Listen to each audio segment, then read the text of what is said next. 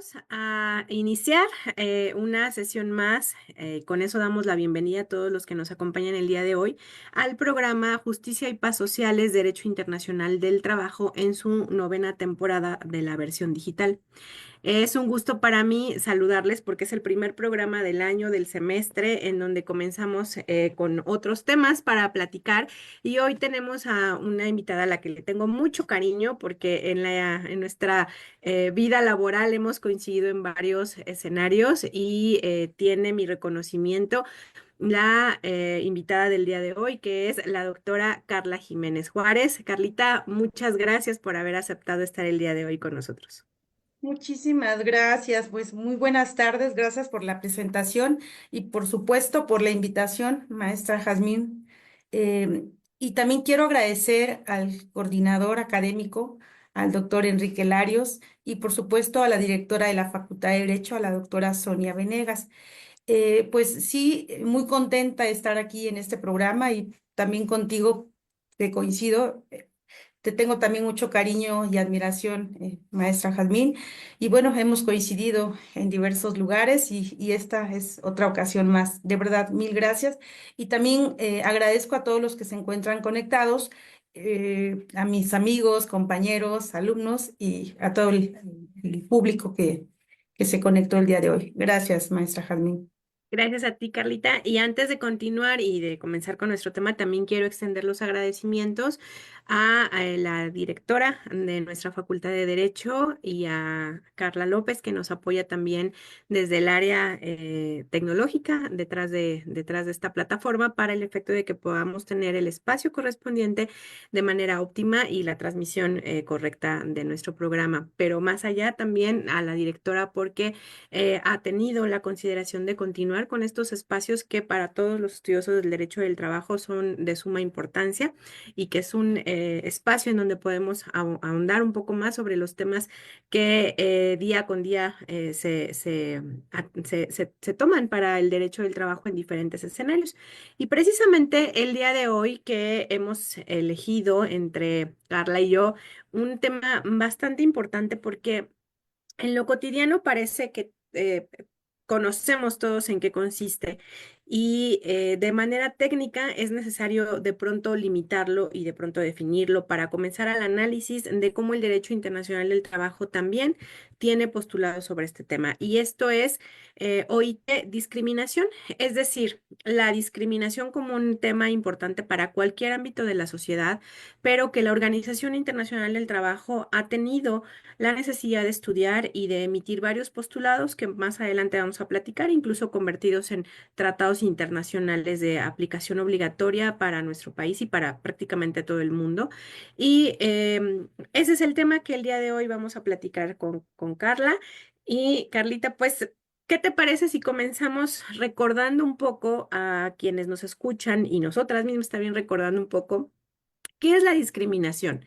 Porque de pronto escuchamos, es que me discriminan, es que eso es discriminación, y en ocasiones no nos detenemos a analizar la parte técnica de este concepto tan importante.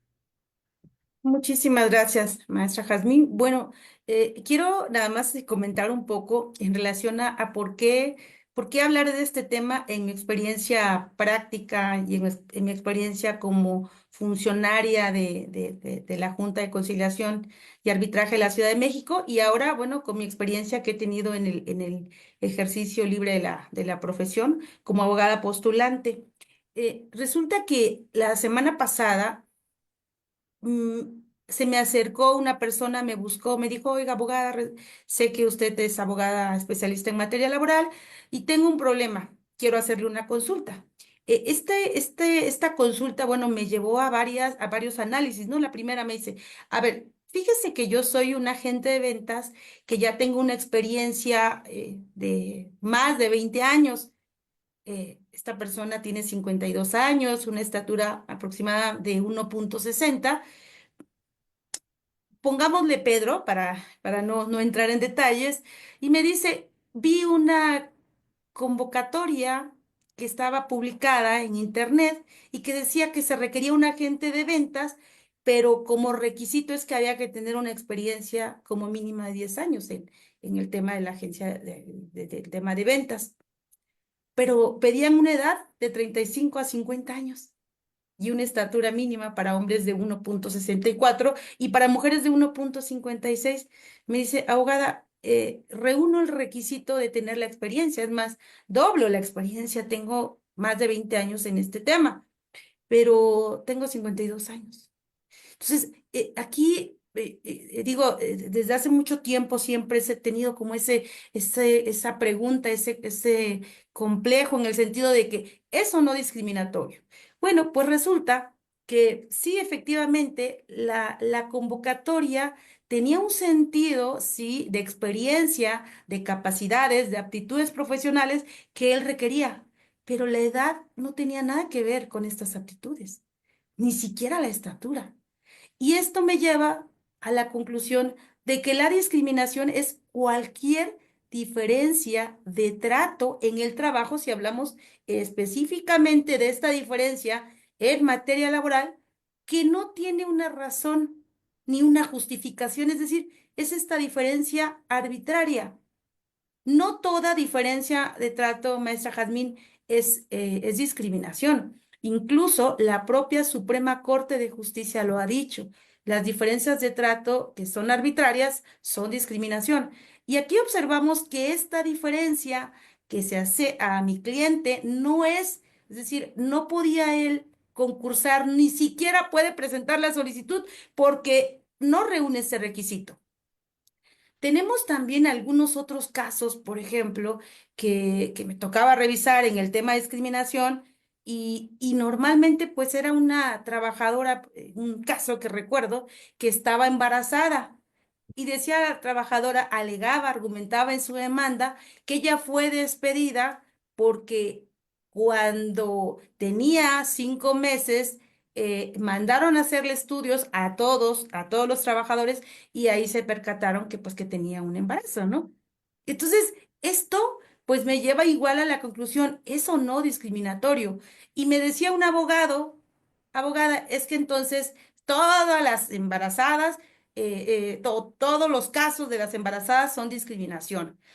Y, imagínese que esta persona robó a la empresa y hacía robos hormigas, se alió con una compañera y entonces, pues por eso fue el despido.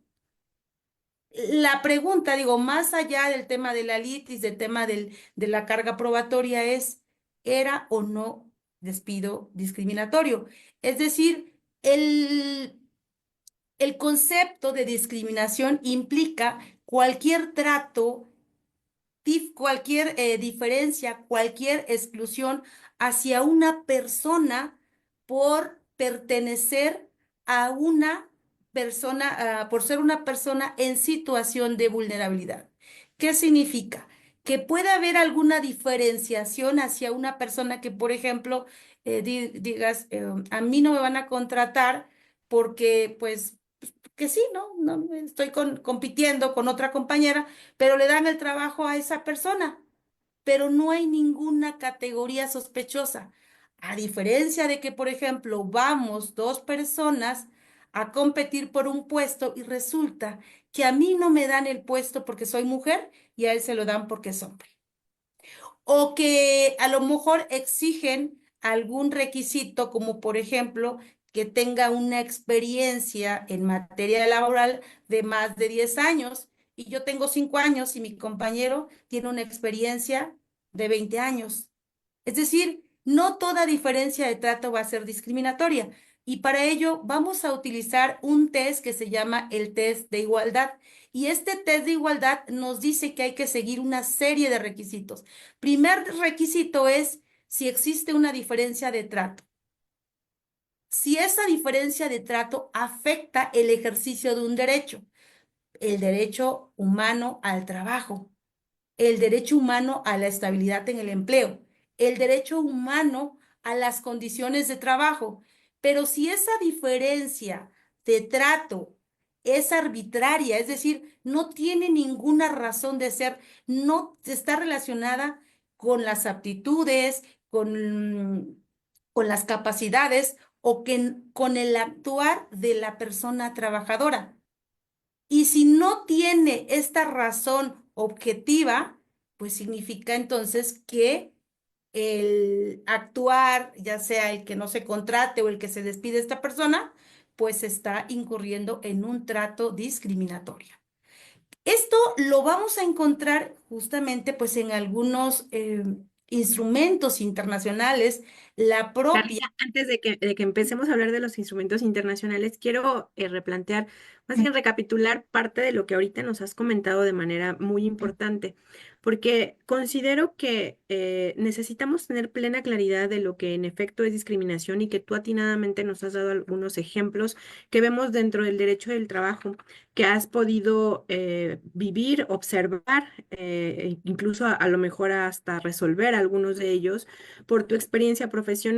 Y es que, como no, eh, estaba yo siendo misa en hacer una presentación de tu historia profesional muy breve, pero realmente es, ahorita que me dabas todos estos ejemplos, recapacité y dije, es necesario que los que quienes nos están escuchando sepan que Carla tiene una preparación profesional y una experiencia profesional muy amplia y que yo, como ya te veo con tanta confianza y amistad, de pronto ya sé que todo el mundo conoce cuál es su experiencia de Carla, pero no necesariamente, porque en este espacio académico es necesario que las personas lo tengan presente. Y por eso voy a hacer un paréntesis para hacer una breve semblanza curricular de Carla. Ella es maestra en Derecho por la Universidad Nacional Autónoma de México. También es doctora en Derecho por el Instituto Nacional de Desarrollo Jurídico. Es especialista en Derecho del Trabajo y Justicia Laboral por la Escuela Federal de Formación y Justicia del Consejo de la Judicatura Federal. También obtuvo un posgrado de especialización en Derechos Humanos Laborales por la Universidad de Castilla-La Mancha, Toledo, España. Es secretaria de la Colectiva Internacional para la Difusión y Promoción de los Derechos Humanos, socia colaboradora de la firma legal Fórmula Legal SC y asesora legal e instructora de los derechos humanos laborales del Centro Nacional para Capacitación Profesional y Liderazgo de las Empleadas del Hogar AC. Es docente de la Facultad de Estudios Superiores Acatlán de la Universidad Nacional Autónoma de México, capacitadora de la Universidad Obrera de México Vicente Lombardo Toledano. Ella, dentro de algunos de los diversos cargos que ha tenido, y en algunas de ellas vi su excelente desempeño, fue siendo conciliadora por concurso de oposición abierto, de los pocos concursos que en su momento la Junta tuvo bastante buenos, fueron de donde eligieron a Carla como conciliadora y también posteriormente fue presidenta de las Juntas Especiales 3 y J de la Local de Conciliación y Arbitraje de la Ciudad de México. También ha fungido como subdirectora de área de la Unidad de Prevención y Combate a la Violencia Laboral y Acoso Sexual en el Consejo de la Judicatura Federal. Actualmente es miembro de la Red Multidisciplinaria para la Investigación sobre Discriminación en la Ciudad de México del Consejo para Prevenir y Erradicar la Discriminación de la Ciudad de México y de la Red de Investigadores Parlamentarios en línea en la Cámara de Diputados. Como pueden ver, por supuesto que Carla tiene amplia claridad de nuestro tema y amplia experiencia para profundizarlo y compartir con nosotros parte de sus vivencias. Y me disculpo, Carlita, por hacer este No, al paréntesis en este contrario, no, momento. Maestra, al contrario, como dices, hay muchísima confianza. Yo creo que es eso, pero no, no pasa nada. Y Carlita, fíjate que antes de que entremos a la parte internacional, que para esto está enfocado este programa, me gustaría a lo mejor que le pudiéramos orientar a la audiencia. ¿Qué tipo de ejemplos que has visto tú en tu experiencia no son discriminación, que a veces los confundimos y que de pronto una persona puede sentirse discriminada, pero que analizándolo a la luz de los conceptos tanto de nuestro país, las jurisprudencias, y ahorita vamos a ir hacia la OIT, pueden no ser una discriminación. Muchísimas gracias por la pregunta. Sí, a ver, vamos al primer caso, ¿no? Mi cliente. Si en la convocatoria exige, por ejemplo, que tenga el trabajador, trabajadora, una licenciatura en mercado y él tiene la experiencia, pero no tiene la licenciatura. O sea, tiene que ver con los requisitos profesionales. no tiene que ver con su edad, no tiene que ver con su estatura, no tiene que ver con su color, si es mujer, si es hombre, si está casado, si no está casado. Tiene que ver con las exigencias para el trabajo para el cual se va a contratar. Eso es en un caso hipotético de una convocatoria. Vamos al caso hipotético de un despido, que es nuestra materia, por razones discriminatorias. Es decir, si en un caso una persona trabajadora que tiene una edad de 55 años, por ejemplo, 60 años, 60, 35 años, pero resulta, como en el caso concreto, que sí efectivamente incurre en causales de hostigamiento y acoso sexual en contra de una compañera o incurre en causales de más de 3 faltas por un periodo de 30 meses o incurre en una causal de robo, por ejemplo, a la empresa, faltas de probidad o honradez, pero tiene 65 años. Y él dice, me despidieron por edad. Y en este caso, o sea, no fue en sí la edad la causa, sino fue una razón justificada, es decir, una causa establecida en el propio artículo 47 de la Ley Federal del Trabajo. Que claro, vamos a ver si da tiempo también, veamos cómo incluso también, aún con causales, sí tenemos que ser muy rigurosos para efectos de analizar este caso, porque puede ser que efectivamente el caso, por ejemplo, de una persona enferma, hoy en día tenemos criterios de nuestros más altos tribunales que nos han dicho que, por ejemplo, si una persona que está enferma falta constantemente, falta, no sé, más de 3 días en un periodo de un mes, de 30 días, como lo marca la Ley Federal del Trabajo, pero resulta que la rescinden y estaba enferma. Entonces, aquí la autoridad, los tribunales tienen que analizar específicamente porque se puede correr el riesgo de que se discrimine aún a pesar de que haya una causal para rescindir el contrato a la persona trabajadora. Entonces, sí podría pensar, podría existir esa causa, pero podría también existir la sospecha, es decir, la presunción de que la persona trabajadora fue despedida por estas razones. Entonces, en términos generales, cuando es discriminatorio es porque está basada en una razón arbitraria, no justificada y que tiene que ver con una categoría sospechosa. Edad, color, nacionalidad, Religión. así es. Y que estas Sí, causales y las fíjate, Carlita, encontramos en nuestras normas. Sí, adelante. sí, perdona, y fíjate que además, en el primer caso que tú planteas, ahí tiene varios requisitos, ¿no? El del agente de ventas y la experiencia. Esos primeros requisitos no serían materia de discriminación. El problema radica cuando ya incorporan el requisito de la edad y entonces ahí hace evidente pues una desventaja por una causa que no se justifica porque a nuestra conciencia plena de la norma del trabajo sabemos que no se justifica, pero dentro de la mentalidad de quienes incorporan este tipo de requisitos adicionales es porque para su concepción una persona con cierta edad ya no tiene el mismo desempeño o tiene ciertas problemáticas. Lo mismo pasa con las mujeres cuando están en estado de embarazo y no son contratadas o son despedidas porque la mentalidad de la persona que está viendo ese escenario es que esa mujer va a tener una poca productividad o va a faltar y eso le va a repercutir al empresario. Y eso considero, no sé si compartas conmigo, en estos espacios que son académicos 100% tenemos que decir que no es correcto ver las cosas de esa manera. Y que la norma protege la dignidad de la persona, porque ver desde ese lado a la persona que está desempeñando un trabajo o a quien estamos convocando es atentar contra su propia dignidad porque le estamos limitando un derecho. Y esto me lleva, Carlita, también, fíjate que esto no tiene nada que ver al 100% con materia del trabajo, pero me acordé mucho de muchos comentarios que he escuchado de amigos, hombres en particular. Por ejemplo, de estas acciones afirmativas que de pronto vemos, por ejemplo, en el transporte público. De pronto ahí encontraba, yo estaba yo buscando ejemplos de cómo explicar cuándo no es discriminación, porque lo que tú acabas de decir, que cuando hay una categoría sospechosa y ciertos elementos de vulnerabilidad son los que justifican una distinción en el trato. Y escuchando comentarios así de amigos, decían, es que ¿por qué, por ejemplo, en el transporte público ciertos vagones del metro o ciertos camiones son solo para mujeres? Eso para los hombres es discriminación. Y entonces muchos hombres no entienden el alcance de todo ello.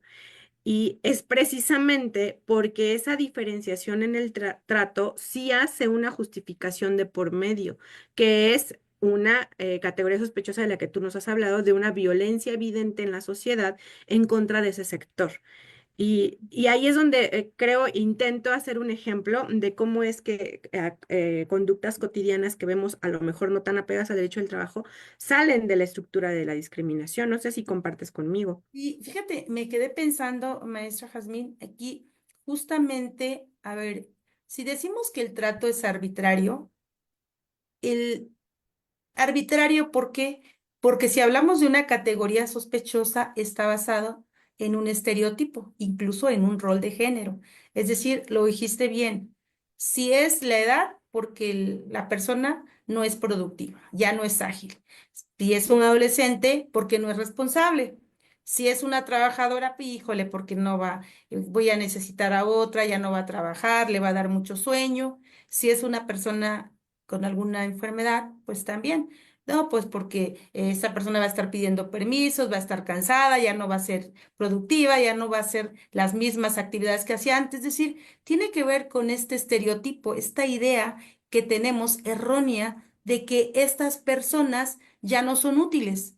Y justamente estas personas que se ubican en estas categorías sospechosas tienen, son personas que están en una situación de vulnerabilidad y una vulnerabilidad histórica, una vulnerabilidad estructural, una vulnerabilidad o una discriminación que hemos sido sistematizado, normalizado, que incluso no nos llegamos a dar cuenta. Maestra Jazmín, incluso fíjate, a ver, el hecho de que no toda diferencia de trato, bien lo dijiste, es discriminación, pero a veces si no haces esa diferencia, también es discriminación. El ejemplo lo pusiste claro, esta separación de los vagones, ¿cuál es la finalidad de separar a las mujeres en ese momento?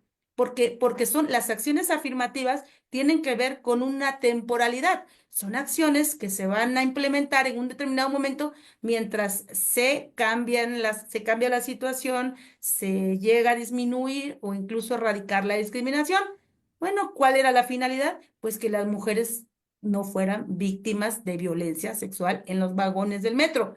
Caso de las trabajadoras embarazadas. La propia Ley Federal del Trabajo dice, ellas no realizarán trabajos que puedan afectarles a la salud.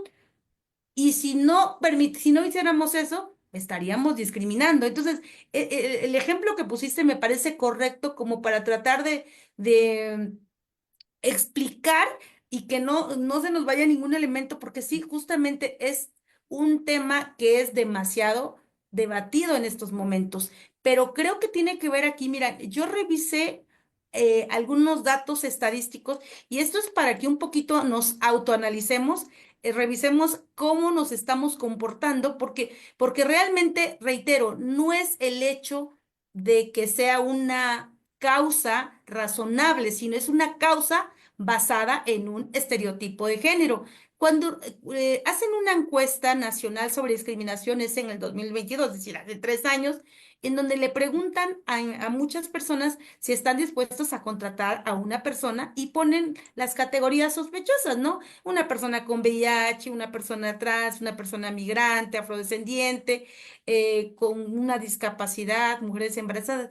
Y la pregunta es que si porcentajes, personas contestan que no estarían dispuestos a contratar.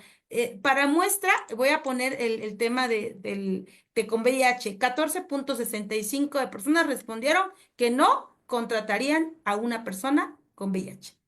Y cuando les preguntas por qué, no tienen un por qué. Pues porque tiene VIH, te puede contagiar. No, pero pues no contrataría a una persona. Una persona adulta mayor, 2,8. Cuando te preguntan ¿Por qué? Bueno, pues es que me va a salir muy caro, ¿no? Porque al ratito su jubilación y, es decir, se empiezan con argumentos que no tienen alguna justificación. Este ejercicio lo he hecho con mis alumnos y les digo, el ejercicio no es con el afán de criticar, es con el afán de analizar cuál es nuestro contexto y por qué estamos actuando así. Y les pongo incluso imágenes y me dicen, a ella no la contrataría porque se ve que está enferma. Entonces, todo esto nos permite, o me permiten, llegar como a la conclusión de que es un tema que tiene que ver con nuestra cultura. Sí, con nuestra cultura, con nuestra mentalidad, formación incluso, y es un tema ahorita, me parece, en la actualidad política internacional que tenemos que replantearnos muchísimo porque la discriminación puede ir a escenarios impensables de atrocidades históricas, como incluso las hemos visto. Te agradezco mucho que nos compartas incluso estas dinámicas con tus alumnos, Carla, y vamos entonces ahora sí a regresarnos a donde te interrumpí desde el ámbito internacional, que es el objetivo principal de este programa, pero esta primera parte me encantó porque me parece que hemos analizado de raíz el concepto de fondo y evidentemente el Estado, cualquier Estado puede ser cómplice de un acto de discriminación desde la omisión, como tú lo dices, desde el no hacer nada es cómplice de un acto de discriminación. Y también el Estado tiene que actuar. Y la OIT y cualquier ámbito internacional también ha emitido también estos postulados y normas internacionales al respecto. Antes de que entremos a eso, quiero compartirte que este programa tiene muchos buenos comentarios para ti. Desde las plataformas nos dice Fidel Cejudo que manda saludos, que a Alejandro López le pareció muy interesante el tema y también manda saludos desde Ciudad Nezahualcóyotl. Saludos desde Ismari Lazo Izaguirre, también te saluda. Gris Vences dice que este es un excelente programa y te felicita, Carlita. Isela Campos te dice que es excelente tema de la ponente. Ismari Lazo Izaguirre dice que estos programas o este espacio le está ayudando mucho a estudiar derecho, a decidir estudiar derecho. Noé Arantes pregunta algo interesante. Tú me dices si lo revisamos ahorita o más adelante para avanzar en el tema y al final regresamos a la pregunta. Pregunta él, elegir a un candidato, entiendo que es un candidato en el trabajo por el lugar en donde vive, es decir, por la cercanía del empleo, ¿es discriminación? Muy interesante Muy pregunta. interesante, sí. Roseli Cocom te saluda. Julie Galleta Soto también te saluda y dice que excelente programa. María Elena dice que es muy importante señalar estas discriminaciones múltiples que generan prejuicios en el ejercicio del derecho humano al trabajo. Y Redipal refiere que es una excelente intervención de parte de Carla y te felicita mucho. Entonces, pues aquí están las comunicaciones de quienes nos están escuchando. Y pues como gustes, vamos al ámbito internacional y si quieres después regresamos a la pregunta de quién nos escucha o viceversa, como te sientas A lo cómoda. mejor valdría la pena contestarla, maestra, porque si no nos vamos a perder. A ver, vamos a aplicar este test de igualdad. Primer punto, ¿no? Hay una diferenciación, sí, dicen, por la cercanía, contratan nada más a los que viven en Ciudad de México, quiero pensar en el ejemplo, y los de Estado de México pues ya no entran ahí, ¿no? O sea, categoría sospechosa, es decir, nada más categorías sospechosas no son las que solamente dice la Constitución o la Ley Federal del Trabajo. Pueden ser infinidad de categorías, o cualquiera que atente en contra de la dignidad humana de la persona. Dos, categoría sospechosa. ¿Qué derecho se vulnera? El ejercicio o el derecho a un trabajo. Ujú, Entrada. Dos, si esta diferenciación es arbitraria. Vamos a ver si es arbitraria y se atiende a una categoría sospechosa. Pudiera pensarse que en realidad no es una categoría sospechosa, porque dices, bueno, pues es la distancia. Bueno, pero sí pudiera ser el lugar donde se reside. Igual algo como la nacionalidad, ¿no? Por ejemplo. Es decir, porque vive en el Estado de México y solo contrato a los de Ciudad de México. Entonces, ¿cuál es la razón? Ahí el punto, es decir, el test de igualdad, si pasa o no el test de igualdad es si esta razón es una razón objetiva y razonable o es una razón arbitraria?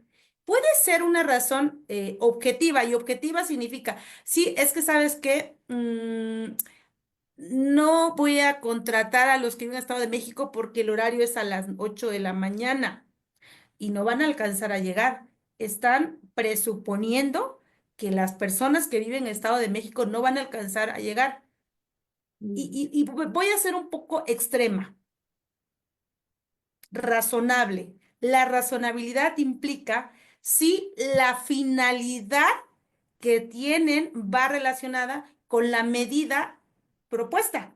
¿Cuál es la finalidad? Pues que no llega tarde. ¿Cuál es la medida?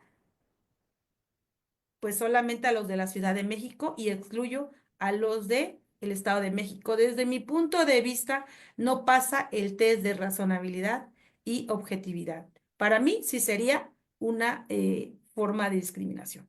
Pero Sí. bueno, digamos que es un ejercicio que desde los elementos que tengo con este test, no la pasa. Y que además es un caso general, ¿no? Porque algo que también siempre comento yo en clase es, cada asunto puede tener aristas particulares que analizar. A mí se me ocurre, no sé, para justificar el tema de la cercanía, a lo mejor una persona que se necesita contratar como cuidadora de una persona enferma y que se requiere que en un periodo determinado del día, si solo se presenta una emergencia, se encuentre cerca para inmediatamente acuda. ¿No? O un servicio de emergencia en un hospital con se me fue la palabra, pero no es un interinato, sino para suplir a una plaza que en este momento no me llegue. Entonces necesito que esté cerca para que inmediatamente arribes porque la necesidad del servicio se está justificando de esa manera.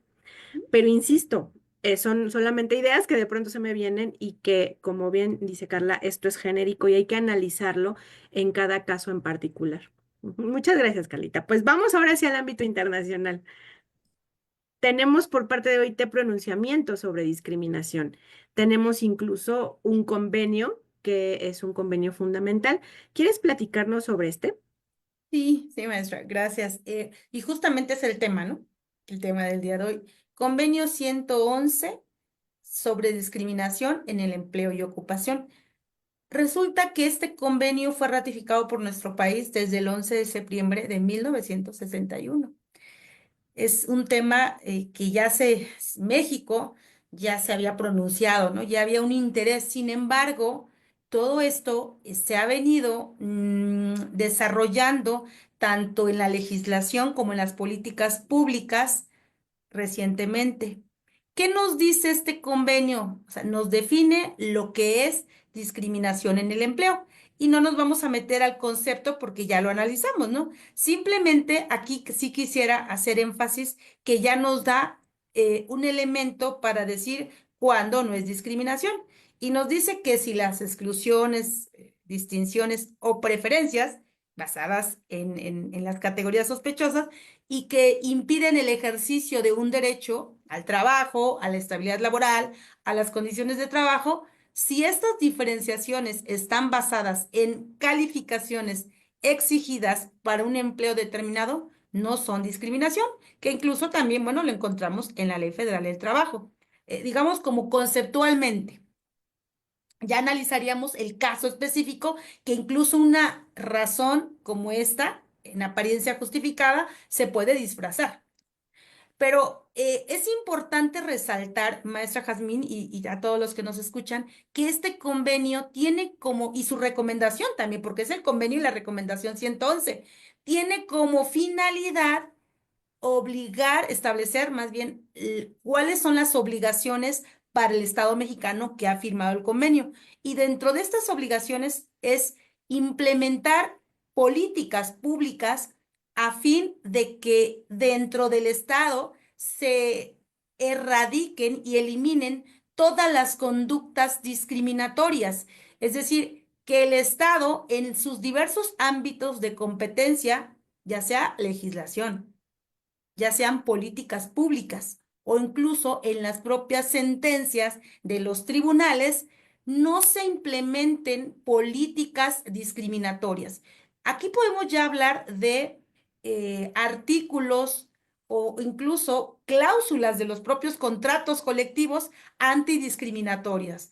Regular o eliminar toda cláusula que implique una cuestión de discriminación en el empleo. Y dentro de estas políticas, por ejemplo, políticas legislativas, creo que no tenemos problema porque sí tenemos una amplia legislación en materia de discriminación, comenzando primero con nuestra propia Constitución, con la ratificación de diversos convenios, tanto del Sistema Universal como del Sistema Interamericano, la propia Declaración Universal de Derechos Humanos, los pactos internacionales, la Convención Americana sobre Derechos Humanos, que ya nos establece la obligación del Estado y que también han sido ratificados por nuestro país de implementar todas las políticas, todas las medidas, todas las leyes que estén relacionadas o que tengan como finalidad discriminar a una persona. Y la discriminación es desde que se contrata a una persona, desde que se establecen las condiciones laborales, hasta que por una cuestión, por una categoría sospechosa, se le impide el ejercicio de ese derecho, es decir, la estabilidad laboral de las personas. Entonces, es muy relevante este convenio porque también se refiere a estas categorías sospechosas que representan a todas aquellas personas que se encuentran en una situación de vulnerabilidad, como son las mujeres, las personas adultas mayores, las personas migrantes, las personas indígenas, los adolescentes, es decir, todas aquellas personas que efectivamente de forma normalizada, porque lo hemos normalizado, pues se violentan sus derechos humanos y en específico nuestro tema, el derecho humano al trabajo y a la estabilidad laboral. Y además del trabajo y la estabilidad laboral, estoy ahorita también reflexionando respecto a que la discriminación ya una vez que se obtuvo el trabajo y aun cuando tengamos cierta estabilidad, la condición interna en el trabajo, el trato en el trabajo, también tiene que estar libre de discriminación y el convenio es una herramienta importante también para abarcar este escenario. Así es, maestra Jazmín. Y justo eso que comentas me lleva también a la reflexión que sí tendríamos, a ver, derivado, la pregunta sería, bueno, ¿cuáles son las obligaciones o qué ha hecho el Estado mexicano? Miren, además de que ha ratificado El estos convenio. convenios internacionales, hoy en día, por ejemplo, nuestra propia Ley Federal del Trabajo define al trabajo digno o decente, ¿no? O sea, es un trabajo en donde no hay discriminación. ¿Por qué? Porque esto atenta contra la dignidad humana de la persona trabajadora. Pero además tenemos, y creo que esto me parece relevante mencionarlo, porque existe una norma mexicana, que es la norma mexicana 025, ¿no? El 2015 en igualdad y no discriminación, y que ya modificada, es reciente, el 2015, que tiene como objetivo establecer los requisitos para que todos aquellos centros de trabajo, ya sean públicos, privados, de cualquier actividad, de cualquier tamaño, implementen y ejecuten dentro de sus procesos de gestión, recursos humanos, normas o prácticas para garantizar la igualdad y no discriminación dentro de los centros de trabajo. Y es maravilloso porque dentro de estas cláusulas, dentro de estas obligaciones, son obligaciones que tienen que ver desde las políticas de contratación, las medidas o acciones afirmativas, las políticas incluyentes, es decir, no basta con que se estipulen cláusulas que no existe discriminación, sino es necesario que se apliquen o implementen políticas o medidas o acciones afirmativas que tienen como finalidad erradicar toda la discriminación al trabajo. Por ejemplo, las planillas, perdón, los cargos directivos para hombres y mujeres, se tendría que aplicar aquí las razones de la equidad de género. ¿Cómo contratan a una persona, por ejemplo, que tiene una discapacidad? Bueno, pues se tendría que ser o tendría que ser obligatorio que una persona con discapacidad, por ejemplo, o en una empresa se tenga un porcentaje, el 5%, así lo dice la norma. Las empresas tendrían que contratar mínimo el 5% de personas con discapacidad para los cargos directivos, 50 y 50 para hombres y mujeres. Medidas o políticas que tienden a garantizar esta conciliación entre la vida laboral y familiar. Por ejemplo, si la persona trabajadora, sea hombre o mujer, tiene como responsabilidad el cuidado de los hijos, ¿por qué no implementar estas medidas o horarios flexibles? O las licencias parentales, es decir, no solamente las licencias, por ejemplo, para las mujeres, licencias de maternidad y para los hombres solamente son 5 días. ¿Por qué es una medida esta discriminatoria? Porque entonces las responsabilidades familiares solamente le van a corresponder a A las la mujer. mujeres. No, Y aquí viene, hay una cuestión de un rol de género. claro. Históricamente se le ha asignado a la mujer, que es la que se dedica al cuidado del hogar. Y entonces todas estas medidas, vean cómo están interrelacionadas y tienen como finalidad, por eso son medidas con perspectiva de género, porque no solamente van dirigidas a la mujer, sino también al hombre. Y entonces los hombres también podrían ejercer una paternidad más eficaz si tuviera derecho a estos días, ¿no? Es más, hay un ejemplo muy claro. Porque todo el mundo discute, bueno, pues es que para las mujeres, porque se tiene que recuperar, es un tema que no lo vamos a poner a debate, pero les voy a poner un ejemplo tan solo.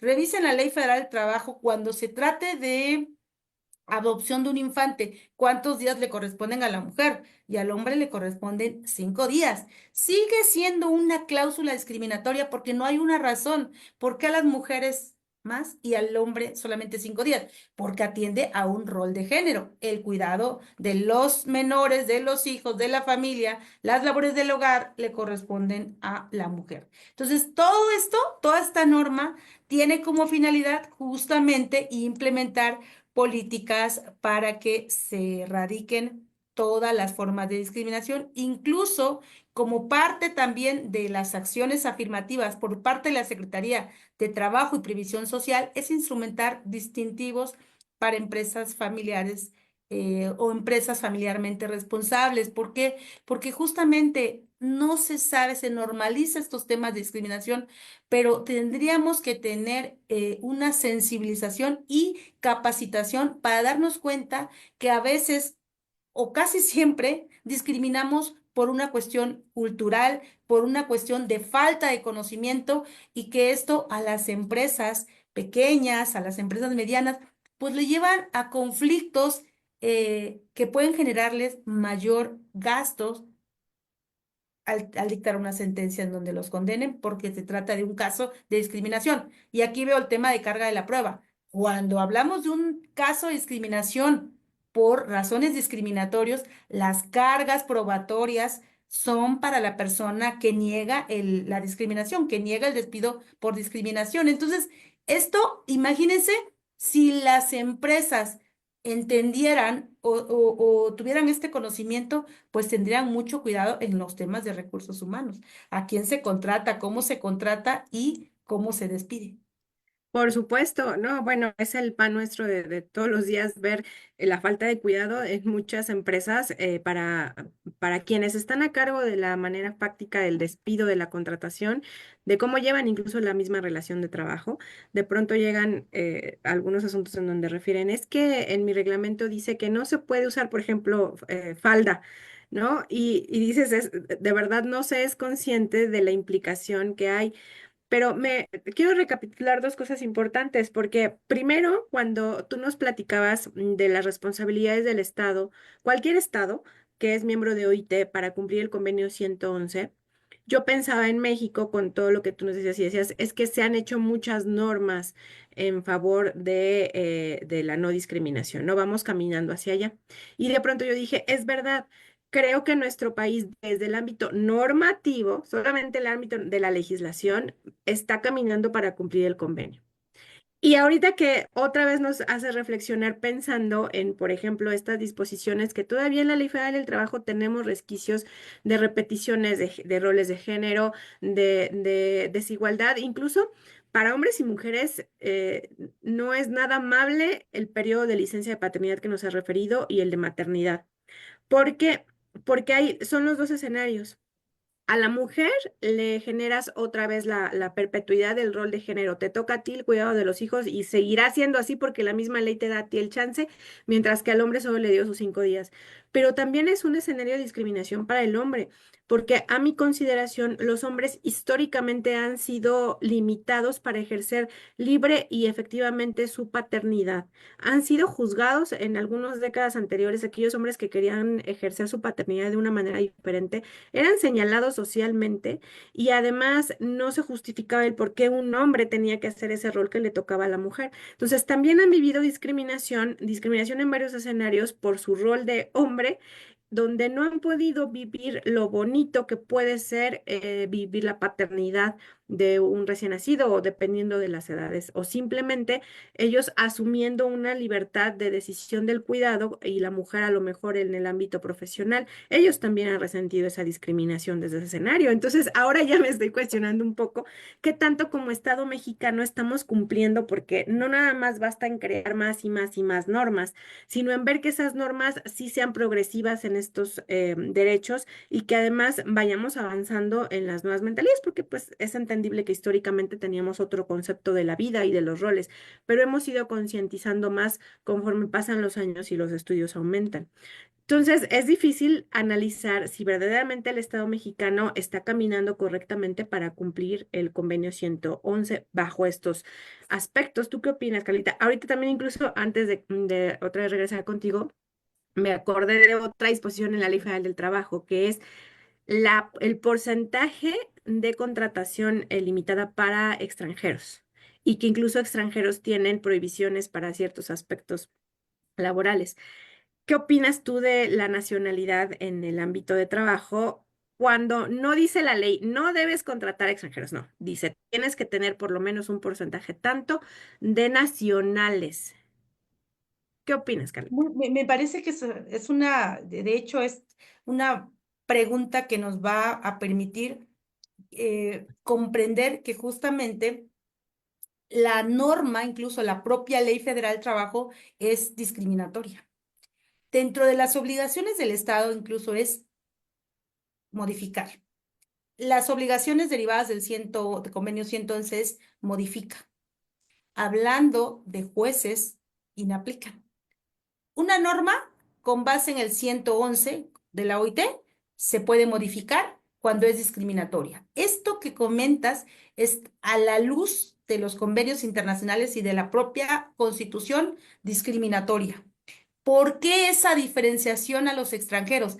De entrada, y de hecho, tenemos ya una opinión jurídica de la Corte Interamericana que ya reconoció que todas las personas trabajadoras, independientemente de su nacionalidad, de si son migrantes, son trabajadores. Y a la luz de la propia definición de trabajo decente, no tendría que haber una diferenciación. Entonces, me parece que en este sentido sí falta, tenemos normas, sí, y hay normas discriminatorias, pero dentro de las políticas y de las obligaciones es modificar la norma, pero también las prácticas nacionales. Y dentro de las prácticas nacionales de las normas, pues modifica.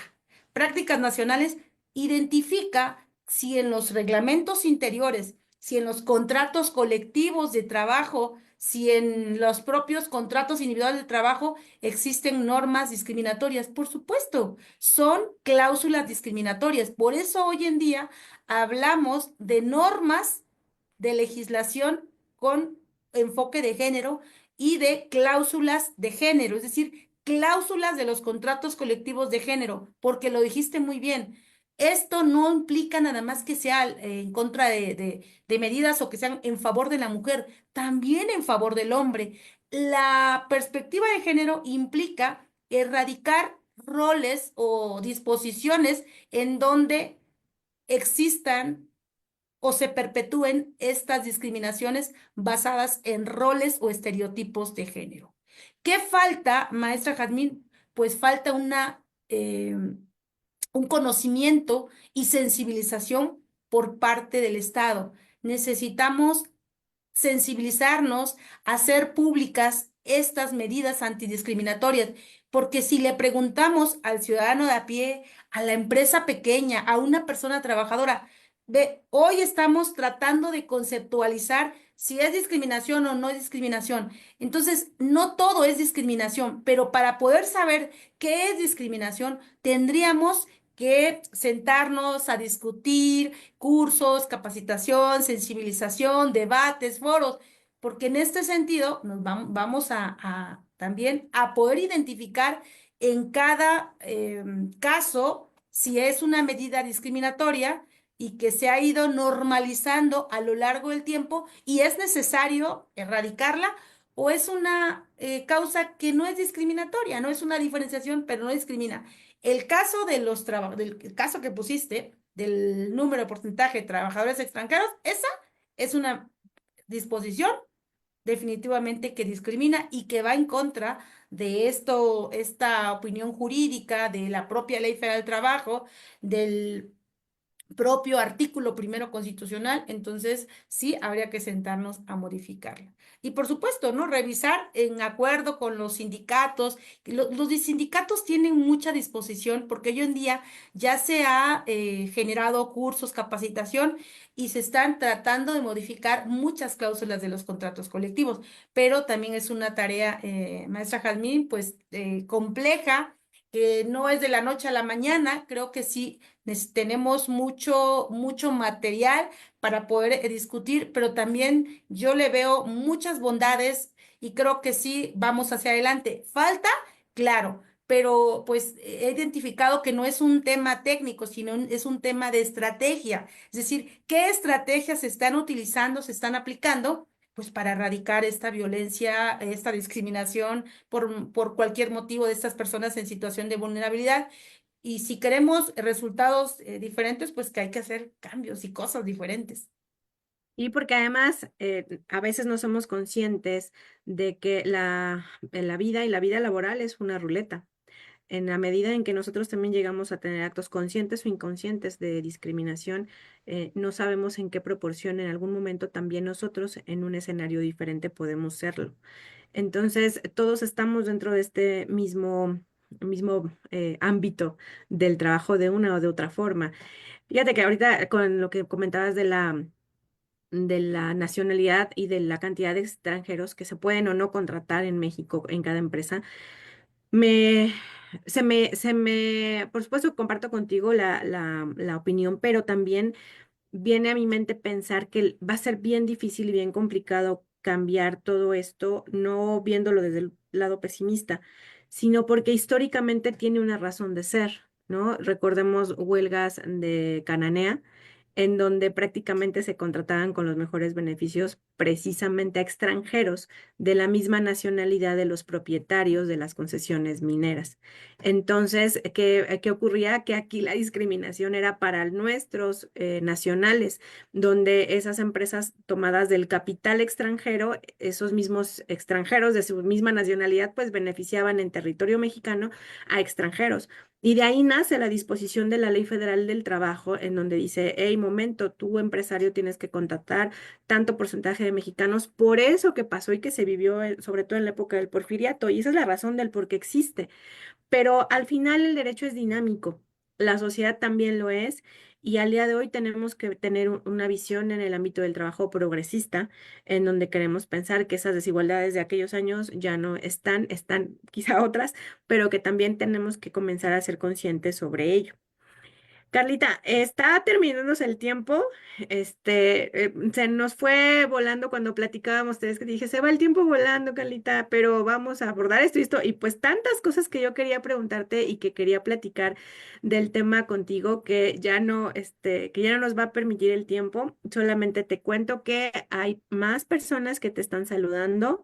Ana María Campos Lucas dice que te manda saludos y que la información es muy útil. De Víctor David Pitalúa Torres también te manda saludos y te dice que han sido excelentes ideas y creatividades. Jorge Loyo Pérez también te manda saludos afectuosos de parte del doctor. Y bueno, entonces, Carlita, vamos a dar una conclusión para ir cerrando nuestro tema. Y ¿Tú crees que el Estado mexicano esté muy lejos de cumplir a cabalidad el convenio 111 y en su caso a nivel internacional, ¿crees que se esté cumpliendo también este convenio? Eh, sí es un tema muy complejo, es un tema y un problema social y cultural. De entrada creo que es eso. Si existió la intención, o probablemente no sabían lo que firmaban, mm, 1961, hace 50 años. Sin embargo, creo que se ha avanzado. Me parece que se ha avanzado, falta que hacer, sí, pero es relevante cambiar nuestras prácticas. Ujú, Y para ello yo sí reitero que es un tema que hay que cambiar cultural, porque hemos normalizado muchas de estas conductas. Y como pusiste el ejemplo, las realidades eran distintas. Cuando se creó el capítulo de las trabajadoras, de las mujeres trabajadoras, se pensaba en una realidad distinta. Hoy ya hablamos de personas trabajadoras, porque en la medida en que hacemos un capítulo solamente de las mujeres trabajadoras y no nos enfocamos a los hombres, es decir, a las personas trabajadoras, que con un lenguaje incluyente, discriminamos tanto a ellas como a ellos. Licencias de paternidad, lo comentaste. Ellas siguen trabajando jornadas dobles y ellos siguen trabajando y sin tener ese derecho a claro. esa paternidad. Entonces, hay mucho que cambiar, estamos lejos, pero creo que con estos programas, con cursos de sensibilización, de capacitación, vamos a avanzar. Falta mucho que hacer, por supuesto, pero reitero, si queremos resultados diferentes, hagamos cosas Diferente. diferentes, ¿no? Me Y parece voy a que recapitular algo que dijiste, el lenguaje. El lenguaje hace que algo sea diferente, hace que algo exista, o también el mismo lenguaje invisibiliza. Y ahí lo dejo nada más porque es un tema bien debatible y que incluso muchos compañeros no están a favor del lenguaje incluyente, pero esa es la razón del por qué el lenguaje. Carlita, muchísimas gracias por tu colaboración el día de hoy, por estar con nosotros. La audiencia está encantada contigo. Siguen llegando saludos. Yadira Vázquez también te manda saludos. Y le pido gracias. por favor a Carla López si nos apoya con la presentación de la constancia que le vamos a emitir a Carlita. Carla, el Colegio de Profesores de Derecho del Trabajo otorga la presente constancia a la doctora Carla Jiménez Juárez por su sobresaliente conferencia OIT Discriminación Laboral en la sesión de Justicia y Paz Sociales, Derecho Internacional del Trabajo, en la novena temporada de su versión digital, Ciudad Universitaria, Ciudad de México.